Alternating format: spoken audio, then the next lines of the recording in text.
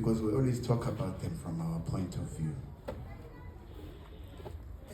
I want us to understand our history as a history that has been consistently been muted.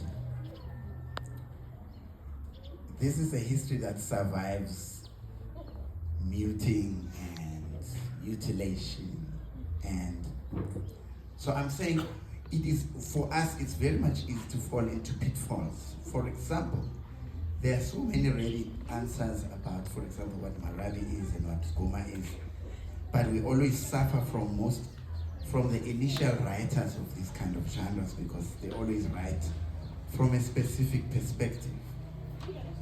And I want to talk specifically about the fact that we must be very careful from looking at ourselves through a colonial gaze.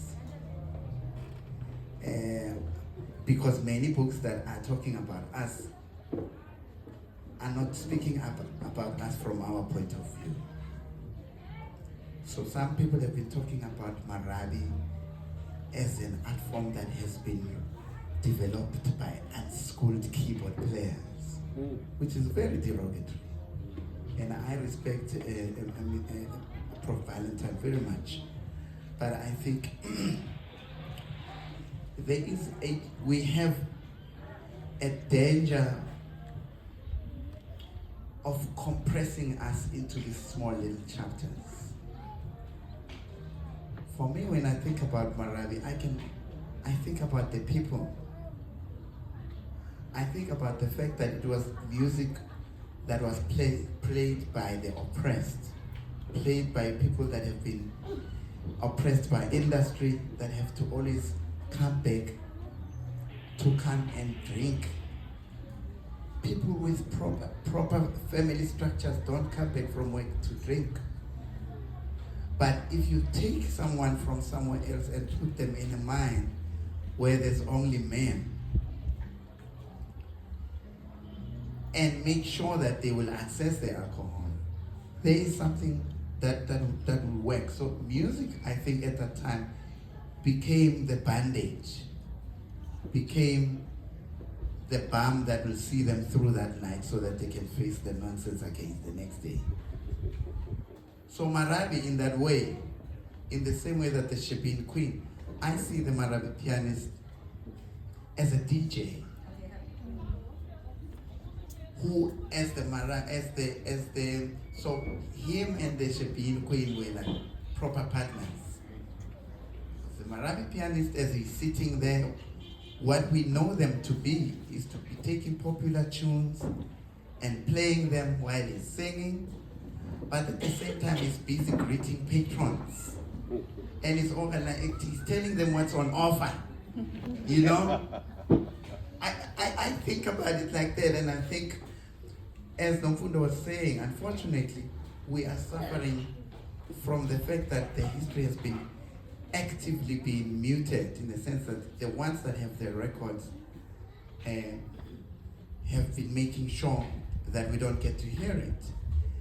And if you know the history of the early record industry and how they made those guys, I think it was Talusa from the other record company, how they had to rush all of them to, and Griffiths Mutsielo separately, how they have to rush to England to do the early records. They had to take anyone who was capable that time.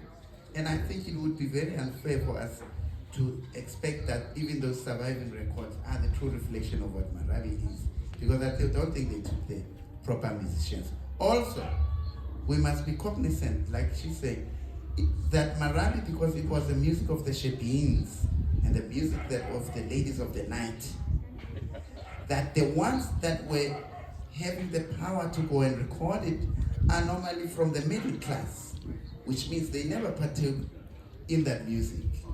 It means we're experiencing how they imagined it. Because remember, they were trying to clean it was a moral thing to say, we don't belong to those things. So that's why I I say that what we are hearing, in as much as it's not the true reflection of Marawi, it is a mere echo of Marawi.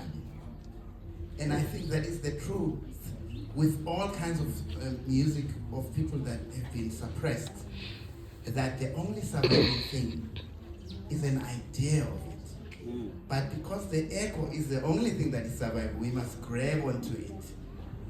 Because it's just like a DNA, you know? And it's the same thing that happens now with how we've been racialized.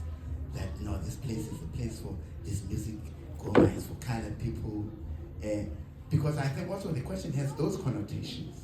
We must be very, very careful. And if we hear the stories that Abdullah has been recounting, that it needed him to move from Cape Town to come to Johannesburg and meet people like Gideon Mumalo and them for him to find that kind of artistic liberation, for him to come and meet Kipimwe kids. Then we understand that when we talk about Marawi and Goma and try and delineate them, that we will be falling through the cracks too. Because true musicians are itinerant. Musicians are people that move around all the time.